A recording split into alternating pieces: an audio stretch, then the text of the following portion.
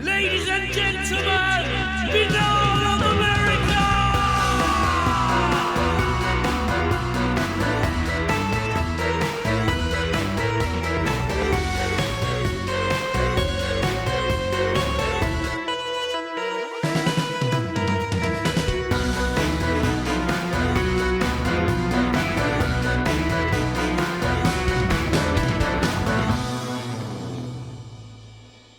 And now, ladies and gentlemen, your host, Tim Binnall. No commercials, no subscriptions, no network, no rules. And at the end of the day, my friends, no comparison. Welcome back to another edition of BOA The Revival.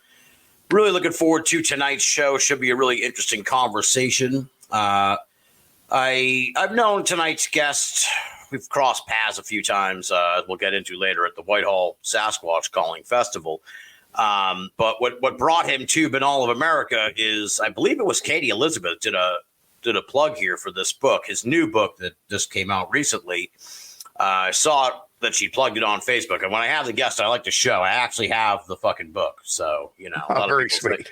Say, she's got a new book out. Let's talk about it. It's like they never even read the book. So I have read the book, and the book is The Psychology of Bigfoot, A Guide to Understanding Bigfoot Claims.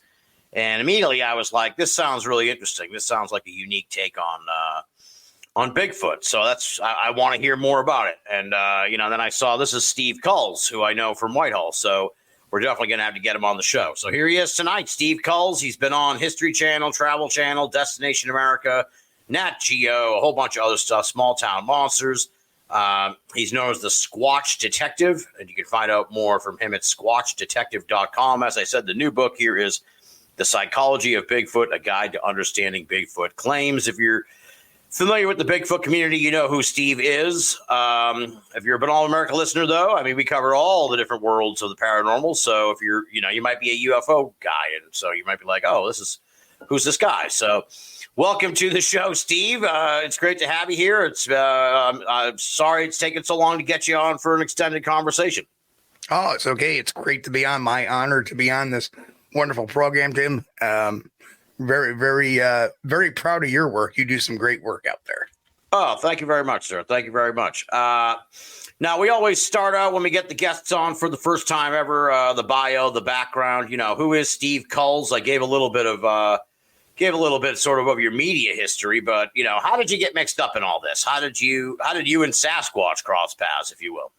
Well, it goes back when I was a little kid. I was introduced to the mystery, I think quite by accident, by my father. We ended up watching, the very first thing I can remember is watching this program in this newfangled thing called Home Box Office. And on the screen was this little boy running, and you hear this tremendous howl in the background. The little boy was about my age. So automatically being that age, it just kind of captivated me, and then flashed on the screen, The Legend of Boggy Creek, a true story. And that's what really started my original interest to that. And then, of course, then there was the In Search of episodes. And my godfather, who is a great man, gave me my first Bigfoot book. He had one on written under a pseudonym for John Keel about the abominable snowman. I think it was written by the pseudonym was Eric Baum, I think, or Eric Bauman. And it was one of his pseudonyms. And it got me really into it when I was young. But then I became a teenager and I forgot all about it because I was. Yeah, that's what happened to me, too. Yeah, that's how my. Cars and girls. That's what. That's right. That's right. Yeah. So I ended up, after going through some college, my father got sick. So I had to drop out of college, and I ended up actually falling into an investigation position. And about 5 or 6 years after that, I got training on interview and interrogation. I became a trained interviewer. I again took more classes back in '99, another system of interview interrogation, neurolinguistics, body language, behavior, that kind of stuff. Yeah. But in '98, one of my buddies said, "Hey, I got this book. It's called Monsters of the Northwoods. And it's about Bigfoot basically in our backyard." within, 100 or so miles of where we are. I'm like, what? So I started reading it and I read it and I thought, I wonder if this is a bunch of baloney. Yeah. I'm an investigator. I'm a trained interrogator now, trained interviewer. Let me take this skill set and start talking to some of these so-called witnesses. Right. And what I found out was that some of the witnesses' physical reactions, the way they were manifesting, I mean, you cannot fake hair standing on your arm up. Right. Right. So they had seen something. And that's what got my start into this. Excellent. All right. Yeah, that makes sense. So then that's kind of your niche in a way, right? You're the Squatch detective. You're kind of like looking at these cases, trying to figure out maybe for lack of a better term, who's on the level or not. Well, that's part of it. But first and foremost, I've been a Bigfoot researcher as well. I mean, I've been on expeditions all over the country. I've been to 46 of the 50 states. I have had 2 of my own encounters. Oh, okay. Back in 2011 and 2012 in one of my research areas. So I do actively investigate Bigfoot reports. It gets me out there, gets me out in the field. Right. I've been to some of the more classic places. Haven't quite been out to the Bluff Creek site, but I've been to some other ones that were fairly predominant, Bear Road and, Oh, yeah. So, so I do a little bit of everything. I mean, I collect, I do forensic evidence collection if I'm on a scene. I have the equipment to do that. The head up I have is when I interview a witness, I can generally tell if they're bullshining me or they actually saw something that really disturbed them. Yep. Yes. Well, that's the theme of the book, if you will. That's the whole the driver of the book. It's what I found so interesting. So, like when you're talking to a self-professed witness, right? Yes. What are you looking for? I mean, I guess if you're talking face to face, I mean, there's different aspects of it we can get into as we go along. Yeah, there's, I want to get into this the Yowie story here. We'll get into that later, but yes. But let's say you're talking to someone, they come up to you and they're like, "I have a Bigfoot story." Like, what are you looking for generally in that? Well, if it's at a conference or something like that, I'll let them tell their story, and they'll ask them, hey, write it down. Can you write it down for me? And that, but if somebody comes to me and say, hey, I've had this Bigfoot sighting, I want you to look into this. Some of the characteristics, obviously, where it's very hard to describe unless you've actually been trained in these types of interviews. You got to pick the right setting where there's a little bit of not so much distractions. Yeah. And that's kind of tough to do sometimes. So a lot of times you're doing these outdoors. Right. You try to do it by yourself. So I always try to take a sidebar with the witness and I start, tell me what happened. And I'm watching their body language, their reactions. There is a natural flow when somebody talks about a story, how their body moves, how their body, gyrates. When you ask them questions, they shouldn't. One of the tells is they shouldn't be answering a question, nodding their head no when they're saying yes. Ah, all right, yeah. Because their body language is telling you something different than what it's coming out of their mouth. Right. The other thing you're looking for as well as hesitations in common questions. And there's things like building up a baseline. When I start talking to them, so, I try, that's a, nice car, or I try to pick on something where I can get them in a normal flow of conversation, ask them questions that they wouldn't be lying about. Right. Okay. Like a lie detector test, right? Yeah, like a lie detector. Exactly. You're getting a baseline, basically, watching how they react to normal questions. When you start asking them the questions about, the tack, the actual event, then then you can start asking questions and you go back and you revisit to see if the answers are the same a lot of times, watching their body language the entire time, seeing if they trip up, seeing if they're stumbling with their words, see if they're using some neurolinguistics such as, well, I would never lie about this. Bing, bing, bing. That's usually a sign. I remember I used to, one of the things I used to do is that some of these retailers I work for, they would actually have me do a section of the new hire orientation. Oh, okay. And when I would talk to them, it never ever failed that I would talk about theft in a store or theft in the retail environment. Right. And one of the people in the class would go, "Oh, I would never do that. My father's a police officer, or my uncle's a police officer." And guess what would happen like 3 weeks later?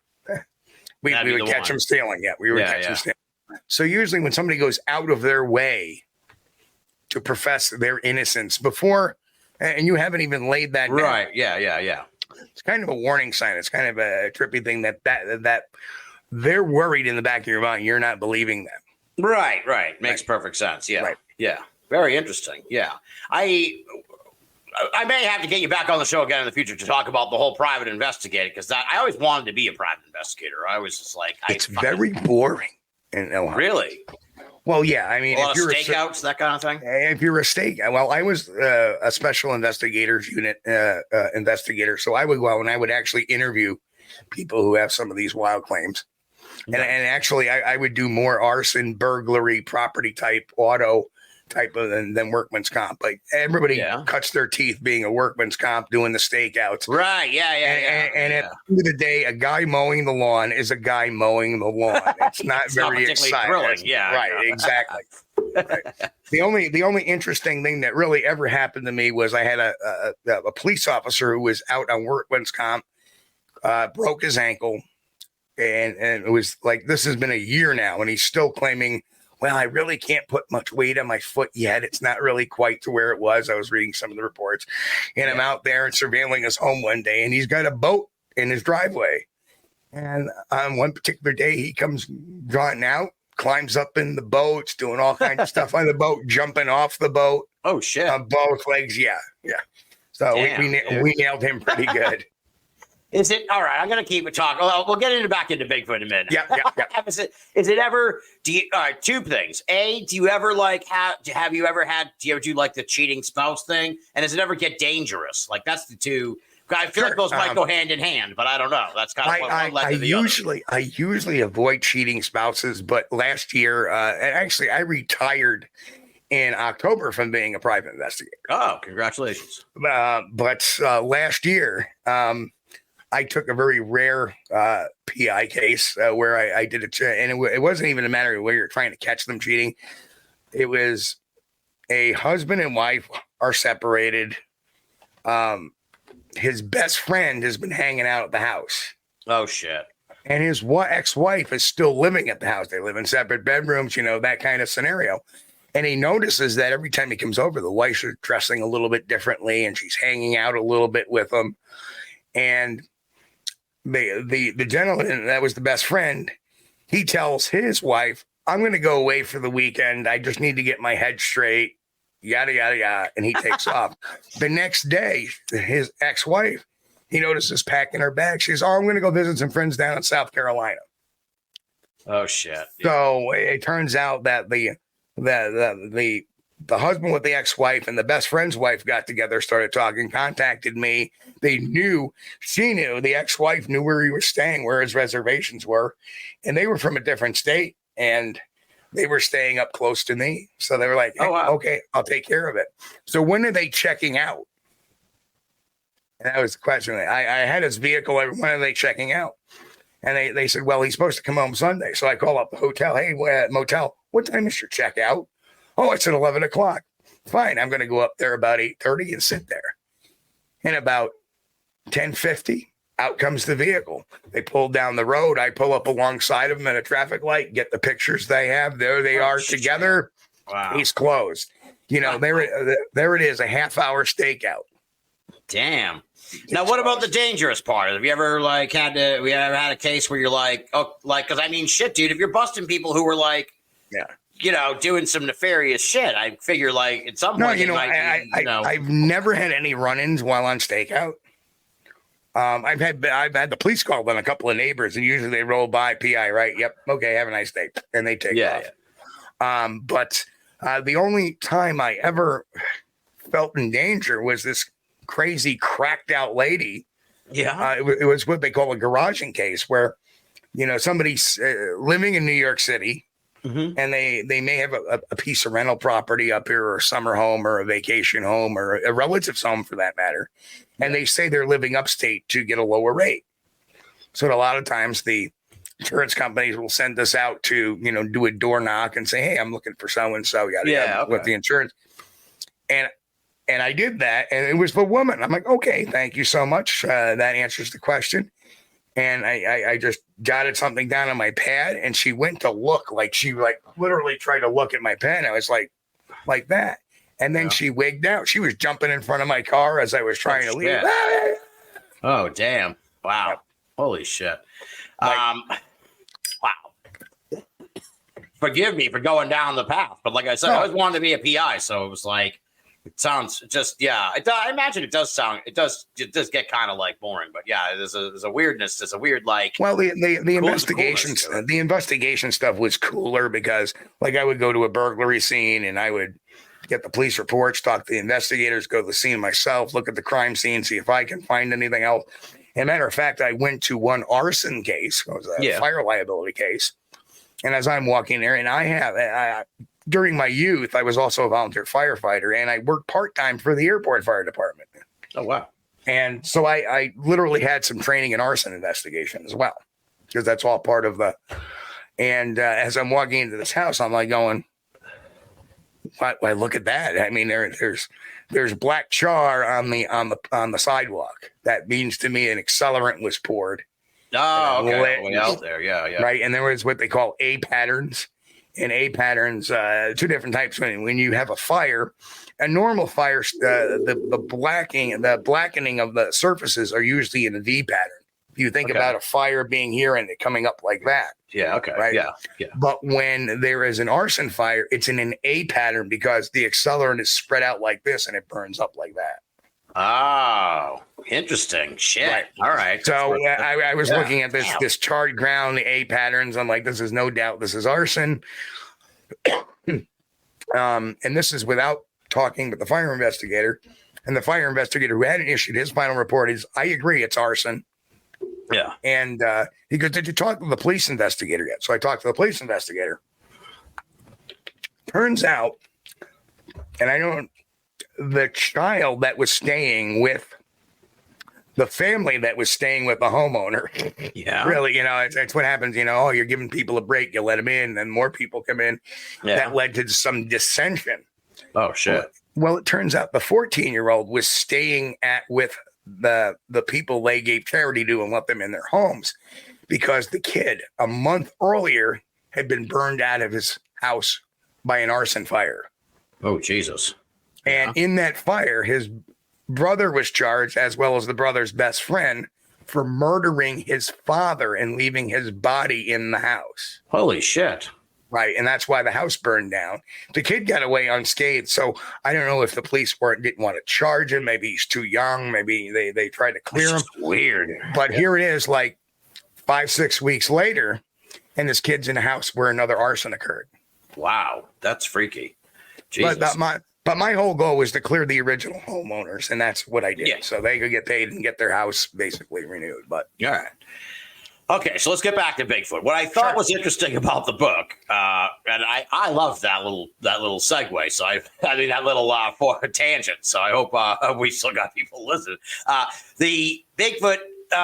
You mentioned in the book, people ask, okay, so why don't you take a picture? Why are there no pictures of Bigfoot? You say this is really indicative of what of sort of a genuineness to a sighting. It's like, honestly, it's so paradoxical in a way. It's like, we want the pictures, but it's like, well, if you have the pictures, more than likely, it's probably not a genuine sighting because the human reaction, the natural reaction to seeing a Bigfoot is not like, let me get out my phone and fuck around with the thing and turn it on and get the camera going and everything. It's fight or flight or hide. So I would extrapolate on all that. I would dare anybody that has something in front of them like a Bigfoot that they don't know what it is, that is 15, 20, 30, 50 feet in front of them, where there is a good amount of fear at first, a good amount of confusion at first in the mind, because when the mind sees something, that's not in its catalog, or even if it is in its catalog, you're like seeing it for the first time. So your brain is trying to figure it out. Yeah. It's kind of like you ever see something you're driving, you're like, what the hell is that on the side of the road? And you're trying to make it out as you're driving. Oh, okay, that's what it is. Yeah, like if you saw an elephant, just because you know what an elephant looks like, if you saw it right in front of you, you'd probably be like, "What?" Your mind would get all scrambled up. Yeah. Correct.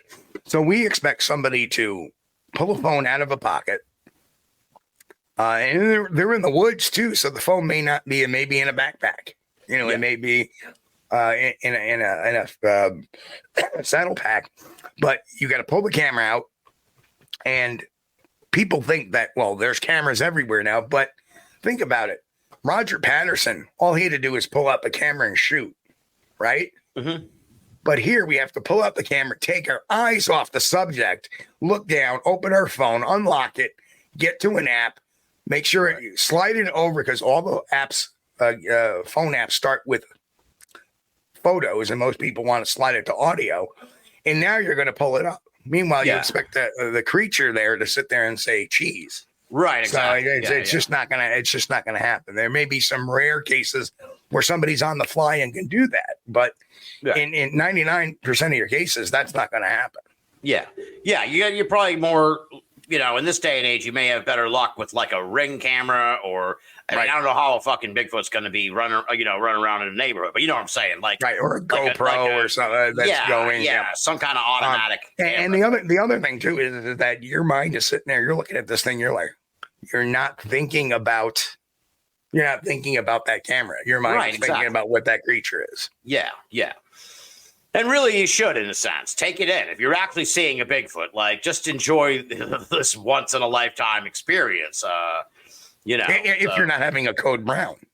Yeah, exactly. Well, you make another great point in the book too, where it's like, and this is good. I mean, I look at a lot of Bigfoot videos through my work with Coast to Coast, but it's like I publish a lot of them, always with the caveat at the end, where it's like, this could be Bigfoot, or this could be a hoax, and this, that, and the other thing, and what do you think? I always try to leave it at that, because I've never ever published anything like with Bigfoot and go, this is Bigfoot, because believe me, if it was fucking Bigfoot, I'd be screaming from the rafters, this is Bigfoot. But what I like about the book is, especially for my gig, especially, and for a lot of people who come across this stuff online, it's a really good. It has a lot of little things you notice that you otherwise might not pick up. Where it's like you mentioned in some of these cases, where it's like if there's children around and they're filming the Bigfoot, it's like, this does not make any sense. This doesn't compute. Like, this is not a natural reaction. If you were there with your kids and you saw a Bigfoot, your first reaction is to get your kid out of there. Yep. Yeah. Your preservation of self and your children. Your children actually usually comes first. So you'd be like, oh, get behind me. But what killed me was watching this video on a very popular TV show. Yeah.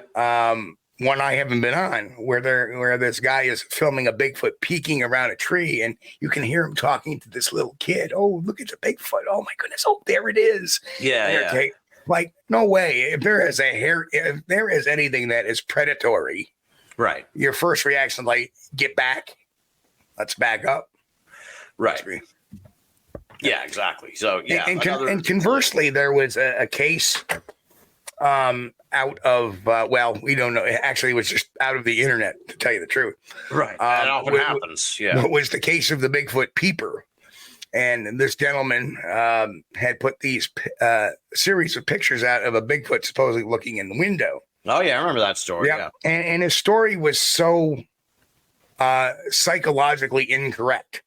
Right. You think about it, he says, well, I'm sitting there enjoying watching TV, and I have the window open, and all of a sudden I start to smell this thing. And then, I see it looking in the window, and I just so happen to have my video camera right next to me on my table. So I take this video for 8 minutes, right? And then my wife comes in and she screams. So I drop the camera and I get my gun. Well, no, your first reaction, if you were that scared, would be get the gun first, not sit there and videotape it for 8 minutes. Yeah. So it made psychologically no sense. And it turns out the guy's got a nefarious past and everything, and it didn't have a legal right to own a firearm anyway. But the bottom line, as it came out, eventually, like a year and a half later, somebody outed this video that was done by a guy testing a phone app, and he put it on YouTube. And it wasn't an 8-minute video; it was a 21 second long video. And the guy who initially reported to have these pictures said, "Well, don't look for the video because it was destroyed in my mom, and I had it at my mom's, and it was destroyed in a fire. These pictures are the only things that survived." Yeah. Like, okay, the dog ate my homework. You're right. Yeah, that was one of those. Very often you could. Sort of my kind of rule of thumb is it too good to be true? Or it's just like, all right, this is way too good to be true. Right. But yeah, it's very interesting. Now, what do you explored? I don't even want to get into the conspiracy theories surrounding the Patterson Gimlin film that you talk about in the book, because this lady or something or someone, and it's just ridiculous. And the theory is that like they murdered a bunch of Bigfoot, and it's like, why the fuck would they bury the Bigfoot? Like, they're out there to find the Bigfoot. Yeah. If they killed the Bigfoot, they would come back with the dead Bigfoot. The whole theory makes no sense whatsoever, right? And it's based on somebody's observation on a film saying, oh, this looks like blood. Right. And I'm looking at it and I go, no, that looks like mud.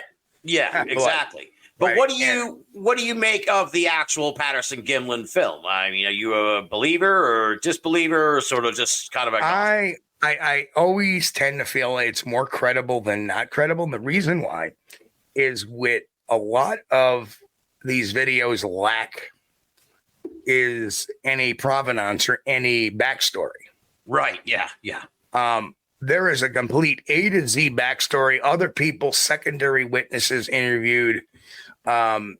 So much that, and then you look at the hoax claims by the other gentleman, and his story changed over a period of years. Yeah. And it didn't match up with the alleged suit maker. So nothing made any sense on that side. So it looks like somebody's just trying to get their 15 minutes or so and, maybe get a little cash to show it up on a lie detector test. That's probably not really authentic either. But, every video should have some provenance. Now, Paul Freeman's video had some provenance to it where, hey, this happened on such and such date at such and such time. Yeah. Too much. We see this all the time now on social media. Here's this picture. Oh, this was taken in, XYZ Montana, Well, where in XYZ Montana? It's a pretty big place. What time did it happen? When did it happen? Who took it? What was used to take it? Yeah. None of that exists. And that's the biggest indicator that, you're falling into a hoax there. Right. The only thing that always kind of trips me up about the Patterson Gimlin film, and it's a super small detail, but maybe as a private investigator, maybe you can speak to this part of it. Yeah, I don't know which one it was, or maybe it was both of them, but they mail the footage. They mail the film to like a friend in California to develop. No, they What's don't. This? They didn't mail. They didn't mail. The film was given to Al Hodgson, who had a plane. Oh, okay. I was under the impression they sent it through the poster. He knew somebody. Crazy. Okay. He knew somebody in a lab that developed Kodak film, and it was up in Seattle. Okay. So he flew out to Seattle with the film, got it done, and came back. You just solved the Patterson Gimlin film story for me. Yeah, because that was always. I was under the impression they went and put it in the fucking mail, and I'm like, "What are you doing, dude? Yeah. This is precious shit." Yeah. Well, the whole thing was it came back in 2 days. I mean, they filmed it, and then it was back, and they were watching it Sunday afternoon. Right. How is that possible? If they developed it on a weekend, well, Hodgson knew somebody. In fact, there's a researcher by the name of Tom Steenberg, long-time researcher up in British Columbia, Canada, who actually knows the actual store itself, the address, the name of it, and everything. Okay. So that kind of answered. That was my biggest question. How did they get that film there so quick? Yeah. But, all right. I had gotten some bad info, I guess, because I had. Well, no, that was a big question lingering for years. And I myself, back in 2012 when I met Bob Gimlin, I asked him about it. He says, well, Al knew somebody out in Seattle or something that had a lab or something, a Kodak lab. And that answered that. Okay. Yeah. Okay, good. Yeah. Yeah. All right. Interesting. Okay. Well, you touched upon, so we kind of, I guess part of me thinks like if someone comes up to you and like people don't talk to me at these events, thank God, because I just wander around. And I will say, I want to say this because I really did. It's a very small thing, but I really appreciate it. I saw you at Whitehall last year. I'm kind of a wallflower at these events, which is surprising because I have the hat. Anyone who knows me knows fucking who I am. But I don't go around glad-handed and shit. And I just passed you as you were going, and you said hello, and it really meant a lot, man. I really was like, anytime, man. I was just like, oh, hey, Steve, how you doing? It's like I'm really bad at the stop and chat, so it was like I was like, oh shit. But I really appreciate you kind of taking a moment to say hi. I really do appreciate that. So I kind of get I would assume when people come and talk to you at these events, I can't imagine why they would make up a story.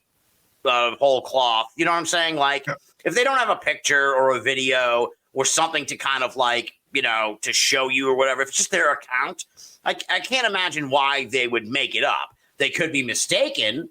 They could have seen a bear or whatever, or they could have seen, like you point out in the book later, someone sent you a picture. It turned out it was a rock, and you had a friend who went to look at it, and it's like, okay, so they could be mistaken. Correct, I find it hard to believe people. Do you think that happens a lot? Do people come up and just make up a story though to you, or as far as coming to me, I've only had that happen once, and that was in Whitehall. Okay. That was in Whitehall. Actually, I had a woman who had a video several years ago, and I got a hold of the video and I analyzed the audio on it, and it was just a stump there that she was taking, and what she didn't realize was at the very end of the video, she went, Sasquatch. Yeah, right. Or something along that. Something where it's like, okay. So we realized, this is all baloney. So we exposed her a little bit and just said, hey, here's a video that they're showing, and it's obviously. But yeah, I've had a gentleman, and I remember his name James, and a good guy. He said, hey, look, and the pictures look convincing. You look at him, oh, damn. But he says, I didn't hear anything. I didn't see nothing.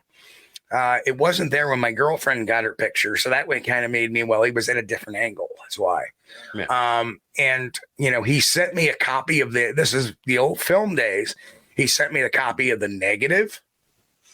So I had the negative. He sent me the copy of the index print, which is really important because if you think about it, we have these people taking Bigfoot pictures of this. Well, where's the rest of the pictures from your trip? Yeah. Where's the rest of the film? You only film that for 10 seconds. That's the only film you kick the whole day come out. Right. So this guy was like, boom, boom, here it is, here it is, here it is. And yeah, he absolutely, here's the whole trip right on film. I'm looking at the index print. There's the negative. So it's not a photo job. So I sent one of my guys out that lived nearby, and the whole wall was covered. The whole back of the forest was covered by this very dark, dark grayish, black stone. I forget what it is now. I mean, this was back in 2006. Yeah. But as it turned out, because he took it in the fall, the leaves had dropped. So some of the leaves were dropping. So it gave the perfect impression where if you looked at it with a little bit of pareidolia, you would easily see a Sasquatch in there, maybe two.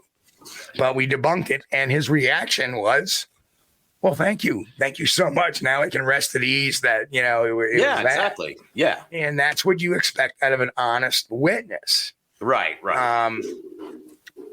So that was one particular. And then I have another guy who called me up one day or something. He sent me a message. And I said, all right, I'll talk to you. And I'm listening to this guy. And literally it was like one of those conversations where, he's droning on about being a CB, but he was a sniper for the CBs. Okay. All right. That's mistake number one. Yeah. Hold on now. What's a CB? I thought you were talking about like a CB, like a trucker, No, a like convoy. What they call an SCABEE, which is a CB is part of the military that they do a lot of construction and stuff around the during military operations. Okay. All right.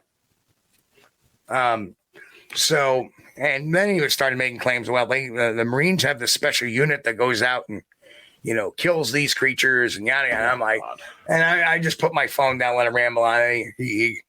So he's saying, well, my buddy and I, we got this property and there's a lot of stuff going on there. It's up in northern New York, up in, I think it was Clinton County. Oh, I got all this stuff going on. Yeah. So I'm on my way to a conference, actually, the Chicago Lake Bigfoot Expo when it was going on. And I get a text and he's like, we finally got one on our trail camera. And I look at the picture. Yeah. And it was a picture that had been debunked a year ago. Oh, God. That it was a video cap from a video that a woman had tried to claim there was a Sasquatch. It was a kid in a hoodie running by real quick. So I knew it was fake. I've seen the picture before. So I call him up right while being videotaped. I'm like, oh, and he's going, oh, yeah, we got it. Oh, so this came off of your trail camera? Yeah, it came off. Yeah, well, guess what? You got to get up a little bit earlier in the morning to fool me. Yeah. I'm done with you. When I explained to him it's been on the internet, he's like, Yeah. When you kind of debunk these cases, what's the general reaction? Do the people kind of just shrink and go, all right, and then they ghost you? They're like, all right, well, he figured it out. Truthfully, or they get kind of like pushy or angry. Yeah, truthfully, if it's not a big scale hoax, I just ghost them. Oh, okay. Yeah, that makes sense. I mean, why even? Yeah. But this guy was just like, this guy had called me twice, tied up my phone for over an hour and a half. Jesus. Phone call. I'm like, you know what? I'm just in that mood. If you think I'm that stupid, right, that I'm just gonna. Right. Now, I thought you made an interesting point in the book where it's like, there's a natural inclination, and some of them we can dislike. There's a natural inclination to dislike these hoaxers, right? Correct. But it's like we also have to kind of be cognizant of the fact that in some cases they may just be a little askew, right? They're not malicious; they're misguided. That's actually in a lot of the cases. Most of the time, they're misguided. They have a psychological need to belong to a community and feel important within a community. Yeah, and you'll see that when people claim to go out doing Sasquatch research and doing videos, and they're getting activity every time they go out. Right. Yeah. Because that's generally a worrisome sign. Yeah. That just doesn't happen. They have this psychological need to belong. Then you have the people that start seeing Bigfoot everywhere, and that's because they may have had a legitimate encounter and they're having PTSD from the encounter. Yeah. It also explains a lot to the more paranormal aspects of Bigfoot sightings as well. Yeah, you're very down on paranormal Bigfoot. I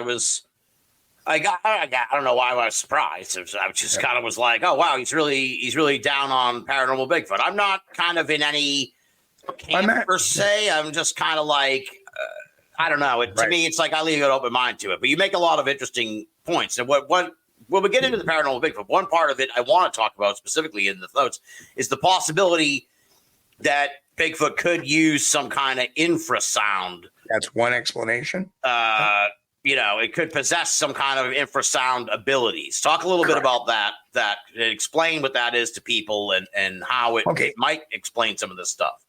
So infrasound is a very, very low frequency that is inaudible to the human ears. And in the 70s, the United Kingdom did a bunch of studies on infrasound and its effects on people. And it caused them to feel creeped out. It caused them to feel nauseous. It caused them to hallucinate, hear things. It caused their hair to stand up on the back of their neck as if they were being watched. Yeah. Coincidentally. Now, a more recent use of infrasound, which was a great experiment that was never an experiment.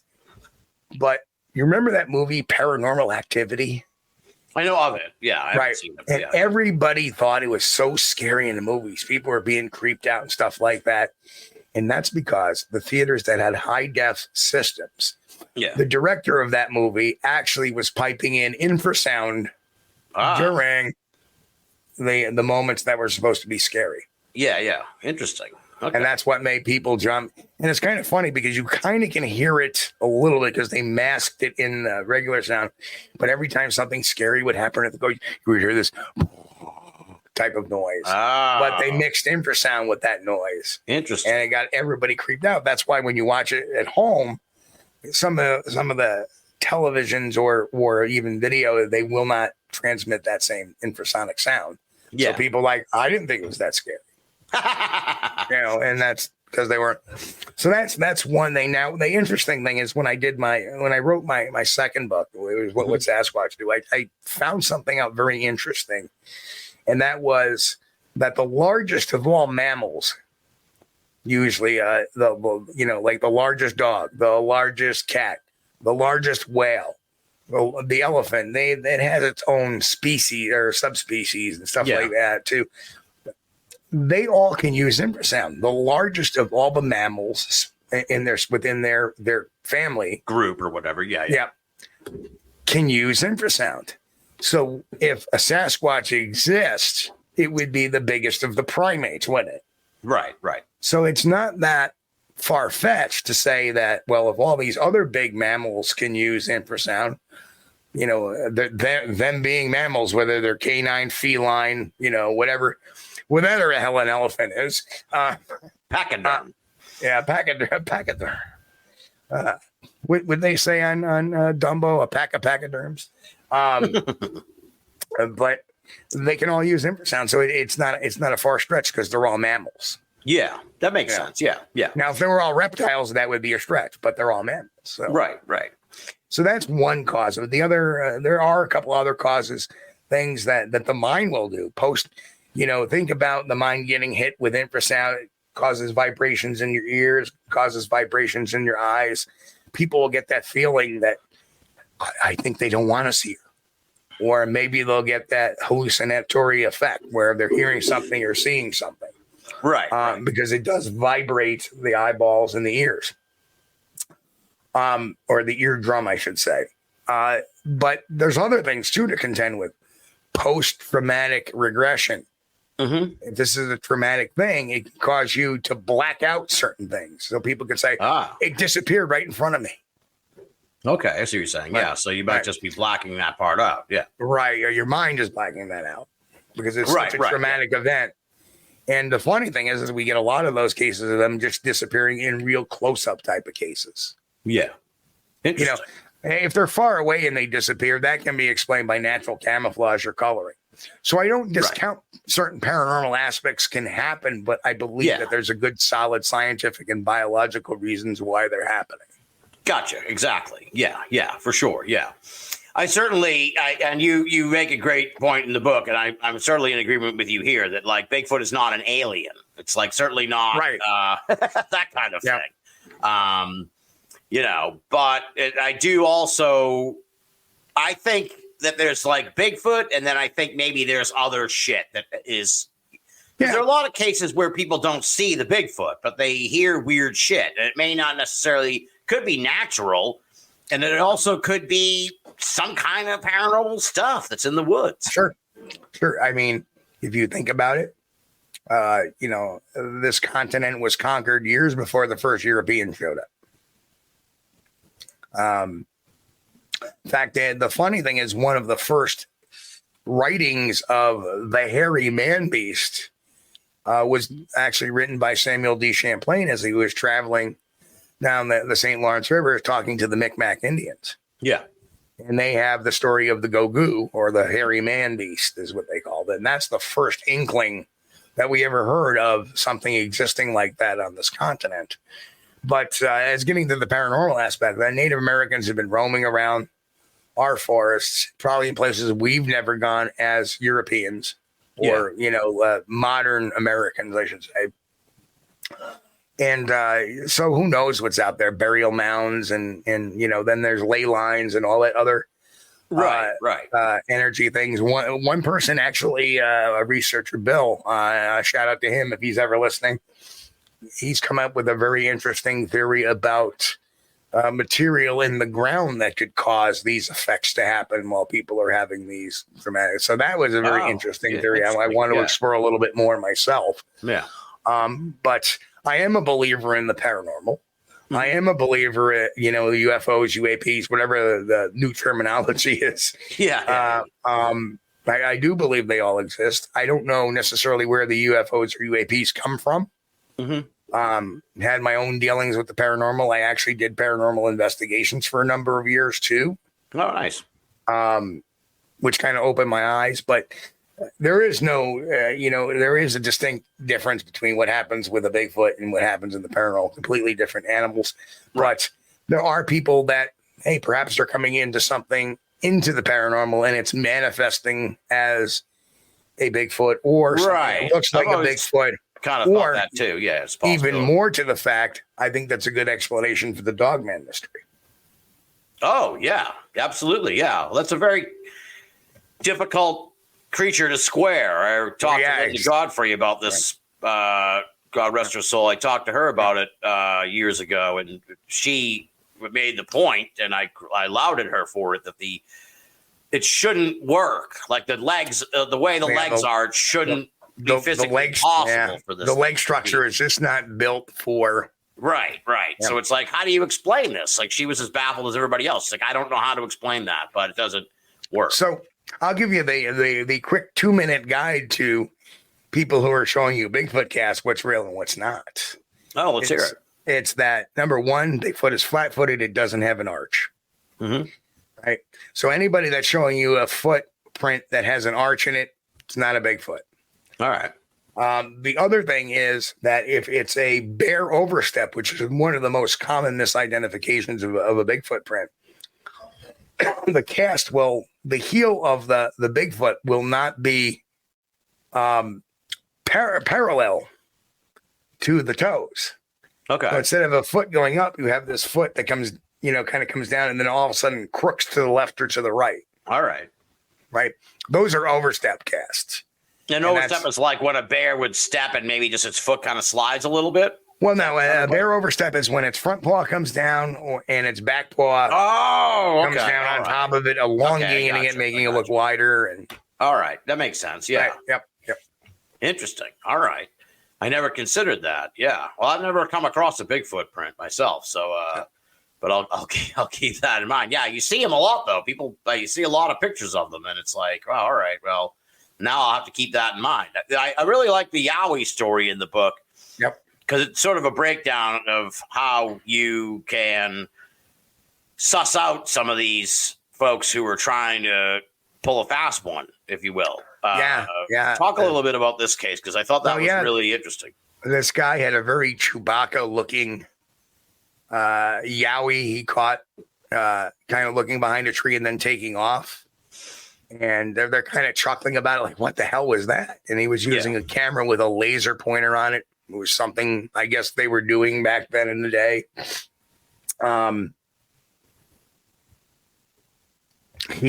So I start talking to him about it.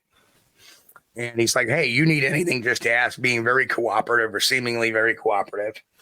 And my concern is that, number one, his wife wasn't with him. His wife was back at the house with a friend. And we'll get into that a little bit more. The first time he said, well, they were, I think they were preparing dinner or something like that. Yeah. I don't know what sequence this actually went in so long ago. This was 2005, 2006 as well. Right. And I started talking, well, who were the other witnesses? And he was very well. One is a nurse and one is this. And, well, could I talk to him? Well, certainly I'll have them contact you. And he would never give me the information, just he would have them contact me, which they never did. Yeah. Right. And then there was another conversation, and this is where he was getting mad at me because I kept asking him about the witnesses. Right. And then he says, I told you my wife and her friend were busy ordering out Indian food. Yeah. And I was like, whoa, I thought you said you were preparing dinner. That's a big difference there from preparing to ordering. Yeah, exactly. Yeah. And how far with the details were not there. He was very vague with certain details. Yeah. But that whole flip of what his wife was doing, something as simple as that, he was using that as a crutch to say why his wife wasn't there. And then he changed the actual reason, preparing dinner. And that is just very typical of a hoaxer, trying to remember what they said the last time. Yeah, yeah. And he got mad. He got emotionally. Blah, blah, blah. Okay, fine. And the other little thing is he worked for a subsidiary that worked on. I'm trying to think which one. I think you said it was Revenge of the Sith, the movie. I think it was that. Right. I think it was Revenge of the Sith where they had the big Wookiee scene. Mm-hmm. He actually worked as part of the design team for that. And he was very full. There you go. And of course, he was. I don't want you to think I'm hoaxing, but I did work for a subsidiary of 20th Century Fox where we did the Wookiee scene. That was in Australia. So I just want to be upfront about that. Pretty wild, yeah. It was interesting. I enjoyed following along that sort of breakdown of the case because it's like, yeah, you can really kind of spot like where this guy's going off the rails and shit. And I think later in the book you mentioned that people. A good kind of test in a sense is like they're really the people that are full of it. They're really specific about unimportant details. Yes. But then when it gets to the actual important stuff, they get more vague. So like you said, the guy's like saying my wife's ordering Indian food. He's like, hey, this whole fucking thing's weaving out. But then if you ask them like, okay, well, like where and what time did this happen? Then they're kind of like, oh, in the afternoon, sometime in May or whatever. And it's like, right. Well, no, dude, you're awful. You know an awful lot about your wife getting the Indian, like, but you don't know the real who, what, where, when, the real hard facts we need. Exactly. And that's they're vague about the facts you can verify. Right, right. Very, very important. And again, when I talk to witnesses, a lot of times I'll say, listen, I'm going to ask you some tough questions. It's not meant to offend you. It's not meant to. But if you want this story to come out and be, backed up, you're going to have to answer these questions. And one of my traits is that these roadside crossings, people take these roadside. Well, where were you coming from? Okay. What time did you leave? Did you make any stops? Where were you going to? Mm-hmm. Very important questions because a hoaxer is going to trip up on those really quick. Yeah. Right. Interesting. Yeah. Well, yeah. Like I said, I come across a lot of Bigfoot videos online, and it's just like what drives me nuts. You probably, I don't know if you encounter this because I have to look for these videos a lot. Sure. They get somehow I see shit that goes viral on TikTok, and I'm like, I covered that like 3 or 4 years ago. Oh yeah. Like somehow shit keeps coming back. I have to use Google reverse image search all the time. I'll throw a picture on there and I'll be like, this is from a YouTube video from like 12 years ago. And it's gone viral again, like this weekend or whatever. It drives me up the wall. And there's a couple of them out, came out this week based on all of that and I just put a couple of shorts out myself saying, nope, this is not a Bigfoot. This is a gorilla. And this was back from 2014. It's now 2024. Right. I don't, a lot, like when you see them on TikTok and you see them on YouTube and you see them, they are generally done because, and there's one particular channel that loves putting out recirculated stuff, with a different clickbaity title. And the reason why they do that is for one thing, money, money, ad revenue, right? Yeah. For some strange reason, there are people just posting reused pictures on Facebook. And I doubt very much that it's because they're that ignorant. Because I've seen the same picture posted by 3 different people. Yeah. Making, I was like, this is so old. Where did you even find this? Right. Yeah. And it's like, who do you think you're fooling? But it's like, well, it does. You're like me, Steve. We're old heads. We've been in this for a long time. So we seem to, I think you do too. We have good memories. So when you see the thing, it's like, I'll see it. I'll be like, man, I wrote that. I covered that thing when it first happened. Like, yeah. If the humans, the general public's memory, if you put that into a cycle, let's remember that the guy who created the 2008 Bigfoot in the freezer hoax Oh, yeah. was able to do that 4 years later again and have people believe him. Yeah. Yeah. So that just shows you the cycle of, how people remember things. Yeah. And then when you're told about that, they didn't care because, again, for other reasons, that you get invested into your own, manure pile, I should say. Right. Sunk costs in some cases, I think. People they're all in on whatever it is, and then they can't admit like they just spent the last like 4 or 5 weeks raving about how great this thing is. But that I remember the 2008. That might be one of the most infamous hoaxes in all paranormal history. I remember and it would still be going on if I wasn't there to bust it. Oh, you're the one who busted it up? I'm the one who busted it up. I was there and said, this is fake. And I was right there when the one promoter from Las Vegas is saying, well, I got a great idea how to quash all this. He goes, we'll just all sign NDAs and agree not to talk about it. And I'll just say they went back to Georgia with their body. And I was like, no. Yeah, because, why the fuck? Yeah, that's ridiculous. Because the ultimate goal was to create, remember the alien autopsy hoax? Yeah, were they going to do a Bigfoot autopsy? That was he actually had contact with the people who did that production. Oh, wow. Yeah. And, interesting. So I kind of fooeyed that because everybody there was one of his stoolies. Yeah. With the exception of a couple that weren't there when he was talking all this. Mm-hmm. And they were like, oh, okay, whatever. I'm like, no, I'm not covering a hoax up with another hoax. Sorry, ain't going to work. Yeah, that would be, that's just ridiculous. It's like, look, that's not me. No, I know. It's like, if you get the Bigfoot, we want the fucking Bigfoot. We have a saying here on Binnall of America about these UFO disclosure people. Show me the fucking aliens. I'm tired of hearing the story. So if you get an alien, let me see the alien. If you get a Bigfoot, I want to see a Bigfoot. What do you think of these kind of drive me up the wall, these cohabitation people, these accounts, these claims that, Bigfoot lives on my property and I have a friendly relationship with Bigfoot. And sometimes they have the gifting spots, which I find problematic because part of it is, we go back to earlier, we talk about this. People, they may not necessarily be trying to pull a fast one. They might just be a bit askew and we need to put a blanket around them. Okay. And give them a hug. Right. We don't need to throw rocks at them. Right. Right. So get them a nice warm bowl of soup. And that's we don't need all the villagers with pitchforks and torches going after exactly. Them. Right. Because they have different motivations in a way. It drives me bonkers because I'm a Bigfoot believer. I'm a Bigfoot aficionado, a fan. I want this to be real.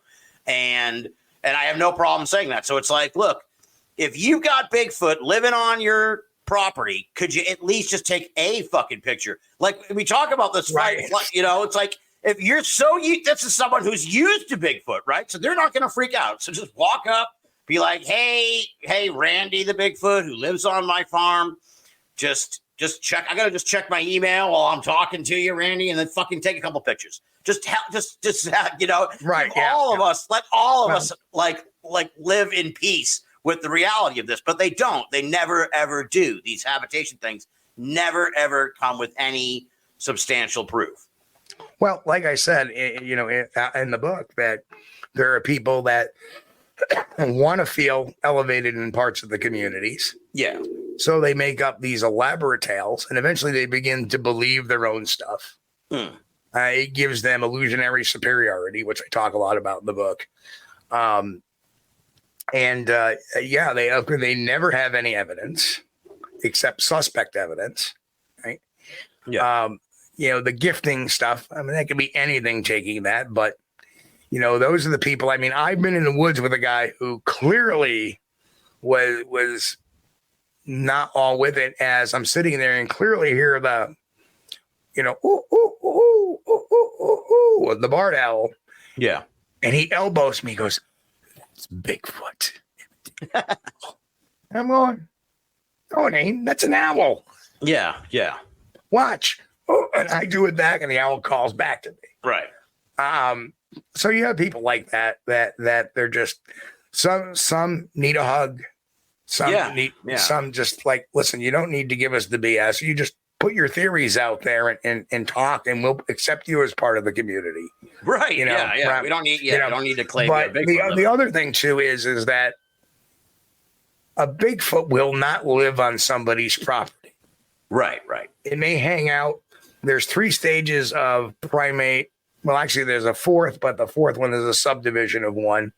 But there's 3 main sections the way primates live. They live in territories. They have foci activity areas, and they have home ranges. And if you think that in human terms, we go out every day and we venture out somewhere, and usually that's our home range. You know, we don't go out like we may go 20 miles, but we may not on a daily basis go 25 or 30 or 35. But every day we go with it, right? And then we have that's our home ranges. Then we have our foci activity areas, and they may be schools, they may be malls, movie theaters, supermarkets, places of employment, yada, yada. And then finally, we have our territories. That's our homes. Mm-hmm. Now, think about how we behave in those different areas. What if a strange animal walks into your home? Yeah. You're going to be aggressive. Mm-hmm. You're going to want to shoo it out, not necessarily kill it either. How many times you try to shoo the bat out before you're just trying to kill it? Yeah. If I had like a raccoon gets in my house or something, I'm going to be like, get that thing out of here. I'm not going to be like, I'm going to smash it with a baseball bat. It's like, I don't need that trouble. Right. So think about that in the aspect of why would a Bigfoot put its territory next to a human being? It would. Right. Because if you think about it, we have had encounter reports where they're aggressive, and they're usually in remote places or places that people usually don't traverse. Yeah. That's very territorial. That means they're probably living there, and there's probably more than one in that area there. Yeah. Then you have your foci activity areas, and you know that at the very best, it's what's going on at these habituation sites is an activity area, and they're doing it to get food. But there are other areas where they may play, they may forage, they may mate, and depending on the activity, depends on what their behavior may be. Sometimes they'll have a home range behavior. The home range behavior is that typical roadside crossing. You see one in the woods, turns around, walks away. Yeah. And as humans, we do the same exact thing. We walk down the street, we pass other people, we pass other animals. We don't give it a second look. Exactly. Yeah. Right? Yeah. But you get into these special areas. Think about how we react in a school, in a mall setting. Well, let's first go to the mall setting. In a mall setting, we do pretty much the same behavior we do in a home range behavior, right? Yeah. But if we're in a school, which is also a foci area, the activity is a little different. If you're not supposed to be inside that school, the reaction is going to be different, right? Yeah. Right. Nowadays, so that's why in foci areas, it depends on what the activity is. Yeah. Interesting. Yeah.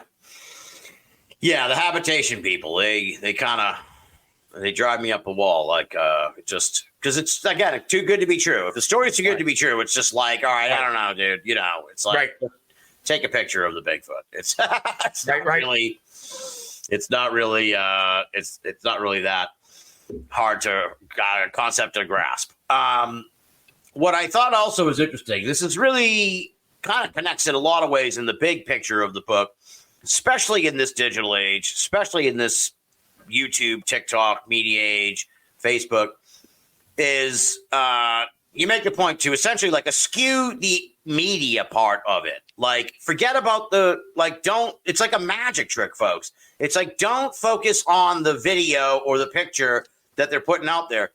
Get the story. Get the story behind the media. Then you can really assess whether the media is any good or not. Because if you just look at the video and you go, yeah, that's a pretty great video of what appears to be Bigfoot, but you don't know anything about the backstory, you got to find out the backstory, because that's where the truth lies, really.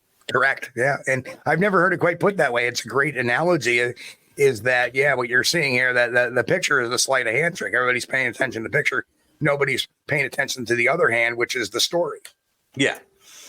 It's Yeah, it's like I said, it's a very illuminating book. The Psychology of Bigfoot: A Guide to Understanding Bigfoot Claims. So you talk about your experiences then. So because part of it, like I'm reading the book and I'm like, I don't know if this guy fucking believes in Bigfoot. Yeah. I'm not really sure.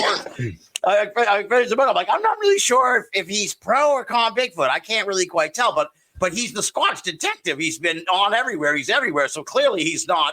They wouldn't let you in the club if you. I'm very pro Bigfoot, but I'm pro Bigfoot in a very ethical way or investigative way. Yeah, I may not be a scientist. My job is not to be a scientist. Mm-hmm. And a lot of people have asked me, how did I end up writing a book on psychology? What gave me the right? Well, I've talked to probably over 3,000 criminals in my day, interviewed 3,000 criminals. Yeah. About 250 of them, I went in cold and got admissions out of them. Oh, wow. The other 2,500 are post-arrest interviews where I've interviewed, hundreds of insurance claimants, and I've seen lies and I know lies. And like I said, I've taken courses in 94, 99. And I actually took a course a couple of years ago by the behavior panel, which teaches more about body language. So it's like an updated type of body language course. So that kind of gives me a unique perspective, not so much like an academic psychology, but more of a practical psychology where I've been in the field and observed what's been going on. Right. Now, where was I going with this? Well, I asked you to talk about your experiences because that's like I said.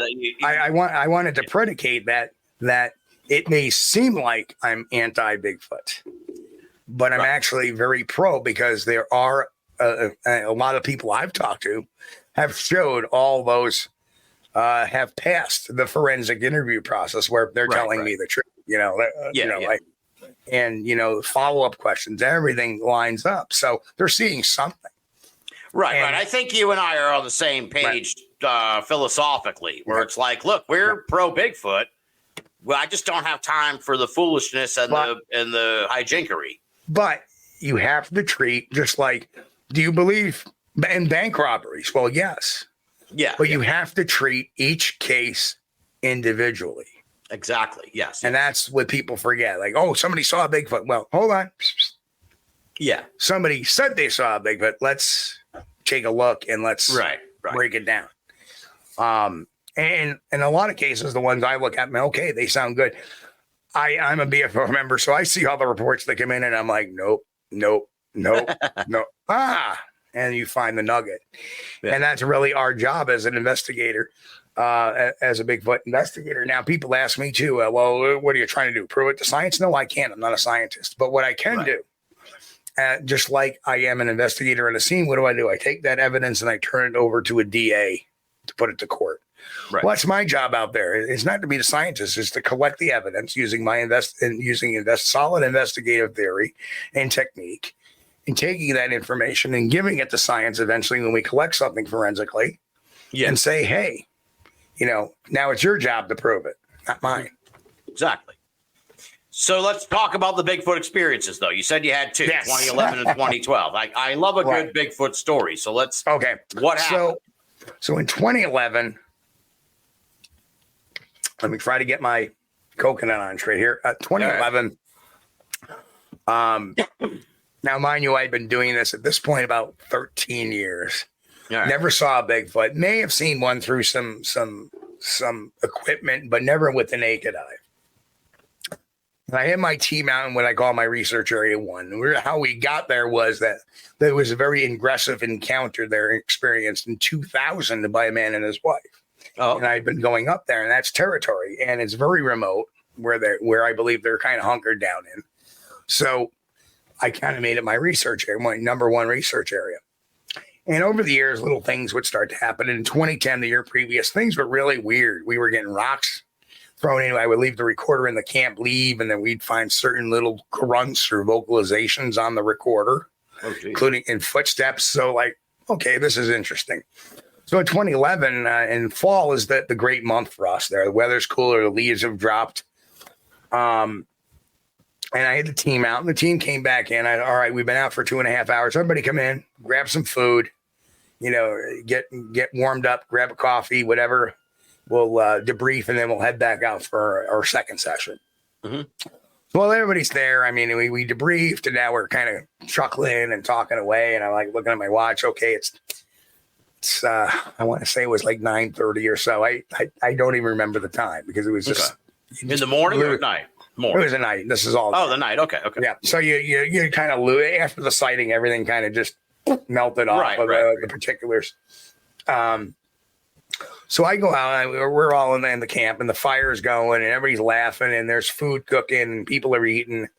And I decide, well, you know what? I better get some batteries for my headlamp. Yeah. The second time. So I go out to my vehicle, which the campsite is really close by to a dirt road. Probably maybe 7,500 feet. Mm-hmm. I go tootling out to my car very quietly, like I normally walk. People get mad, but like, how can you walk so quiet? Well, that's again part of my background. I used to arrest people, and I used to come up behind them very quietly and go, "Excuse me." Yeah, right. Yeah. So you learn the soft step quite a bit. So I go very softly out to my car, get my batteries, and I said, "I'm going to light a cigarette." And I take I had a little Nebo light, maybe 300 lumen or something, shine it down the one side, which was the downhill side of the road was actually north. And I'm like, okay, now they're up there. And as I turn around to the south side up the hill, standing next to a utility pole, was an 8-foot Sasquatch standing there. The eyes were reflecting back at me through the eye. I could see the silhouette of it. I could see it was dark. Long hair, you could see the eyes shining back. They were blinking at me. And what it was doing, it was watching our sight. Right. Primates are naturally curious. If something goes boom, what's the first thing we do? What the hell was that? Right. We go towards it. We don't go away from it. Yeah. And nowadays, everybody's walking around with a phone going towards it. Right. Yeah. No shit. Yeah. Right. Whereas the little animals scamper and go away. So, whereas we're making all this noise, we're their TV. It's probably giving a great sense of entertainment watching these little hairless things mucking around, and the smells too. I'm sure that they were wafting a bit. Not that primates have the greatest sense of smell, but well, you said you had a campfire. I mean, it's smoke and shit too, right? So yeah, and we were cooking and food. The light, yeah. You ever sit at a traffic light near a Burger King? Yeah, you can smell it. Yeah. Right. So whatever it was watching us, and I happened to catch it. And it stood there, and it didn't move until I moved the light. And then once I moved the light, it turned around and ambled on off into the wood line. Called my ops team out, which had my videographer out there. Yeah. He caught me like a minute after I had my happen. So it's really raw video there. And the one guy that I had on my team at the time, he was a former Marine sniper. And he was mousing around. He found the cut where it had stepped into the wood line with the cameraman who was filming it at the time, and who was a skeptic to her. And he goes, "That looks fresh." And then you hear in the background the mic going on with the camp saying, "Steve, we got a lot of activity to the southwest side of the camp." Yeah, no kidding. That's where it was going. Yeah. So that was experience number one. Wow, that's a hell of a sighting. That's a great, yeah. Now, how did you feel afterwards? Was it like emotional? Because a lot of people get kind of like, not necessarily PTSD in a traumatic way, but kind of like, just like, I don't know, what's the word? Well, like almost like a Marian apparition kind of, or like that sort of like euphoric feeling, if you will. Well, I knew a Bigfoot existed at that point in time because I had believed I had seen one, and I was more disturbed the first time I had seen the big shadow in my night vision scope go running by that had a conical shaped head. Yeah. But it was like, was it really there? Wasn't it? But still, that was more bothersome to me. Okay. I mean, mind you, we heard it. We saw where the reeds had mowed over that time. That was way back in 2006. But I was kind of struck for a while, but I had to get on my game. I was leading this team of 15 people here. Yeah. So it's like, and as you can see, as they're looking for the footprint, people are asking me questions. You can see me snapping back into Steve mode again, going, okay, I want this team up there, and blah blah blah. Yeah. And because I think we had 3 teams that day, and a base camp team. Yeah. So I kind of snapped out of it quick, and at the end of the night, it was like, wow, that was pretty cool.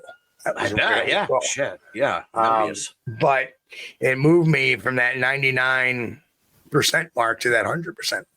I could believe it. Yeah. Shit. And then the one a year later was it was really bizarre. The one a year later. So a year later, we were at the Chautauqua Lake Bigfoot Conference, and I was going back to my research because I was meeting a History Channel crew from America's Book of Secrets. Mm-hmm. And I was taking with me a couple of researchers from Ohio and one from Georgia. We were all at Chautauqua. So we were all drove all day long, and it's usually a 5-hour drive, but with stops, it turned out to be a 7. Then when we got there, we had to unpack. Always, yeah. It's always the little things. And it was raining like a banshee. Oh, jeez. So it was miserable. The crew showed up. We're so beat. We set the camp up. We collected a lot of birch logs because, for those who don't know, birch will burn wet because the skin has a lot of oils, and when they hit that heat temperature, it goes up like gasoline. Oh, interesting. Yeah, if you ever have a piece of birch bark, throw it into a fire, see what happens. Oh, good to know. Yeah. Nice. So they said, okay, you guys aren't going out today. No, but I'm sure you guys don't want to either drive it in. No, not really. Okay, so we'll just do a couple of quick interviews. We'll go back to our hotel. Okay, guys. They leave. They left probably about 8:39, somewhere in there. And we're up still for a couple more hours, just sitting around the campfire, kind of chilling, relaxing, eating some food. And okay, it's time to go to bed. And it was still raining a bit. We had a nice canopy set up in the middle of the campsite. I don't think it was raining at that time. It was kind of drippy, like occasionally it would mist, but cloudy, full moon night. So the clouds, although it was cloudy, had this like night light type of look on it. Yeah, I know what you mean. And Jeff, who was from Georgia, says, well, I'm going to go to my Jeep and get my pillow and blanket out because this is a new tent. And he kept it. And because it was a new tent, he wasn't sure if it was going to leak under all the rain. Yeah. So he says, all right, look at the tent. All right, I'm going to go to my pillow and blanket and go to bed. So he goes to bed. And Melissa, who was with the Ohio, she already went to bed, and was me and Wayne up. And we were sitting there, and we're having a couple of cigarettes over the fire. And okay, time for bed. We go to bed. About an hour and a half later, I wake up. I have to use a tree. Nature calling. Yeah. That's it. So I unzip my tent. There's a 5.5 foot long reddish brown haired Sasquatch. Wow. Not 50 feet from my tent, just bucking it. So he heard me get up and start opening the tent. Like it had been watching you, maybe, and then it it was coming close to this because it was so quiet. And it was curious, maybe, like what? Curious, right? Yeah. And as soon as I got up, it must have got in because when I opened my tent and looked down, I caught it mid-flight running away. Oh shit! My first reaction was like, rub my eyes. Nah, it couldn't be. I just couldn't be. Yeah. I go back to bed, get up the next morning. Well, before I get up the next morning, I'm awoken by Jeff, the guy with the pillow and blanket, who had gone out to the Jeep. Steve, you got to see this. He goes, look behind my Jeep. Sitting behind his Jeep, which he would have tripped over the night before. Yeah. Was a birch log. Oh, wow. Strange. Weird. So later, Wayne and Melissa would actually find a 9-inch by 4.5-inch track. Wow. Over where I had seen it. It was going the other direction, so that might have been the walk in. Yeah. But they found the track and they cast that. And that next night, we were saying, we should leave something out. Mm-hmm. But the camera crew came back. We did some shooting here and there, some more night scene shots. We were going to do the expedition stuff towards the end of the week. because we were there for the entire week. And that night they leave and it gets to be 11 o'clock again. Everybody's meandering off to bed in the same order too. And we forgot that we were thinking maybe we'll leave something out there. Mm-hmm. And we're in bed, maybe about 15, 20 minutes.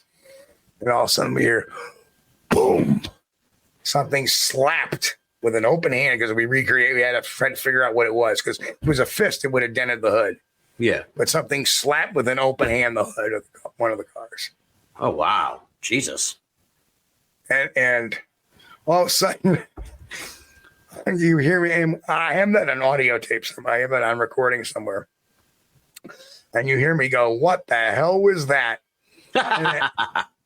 And then you hear Wayne in his tent going, what did he say? He goes, what the hell was that?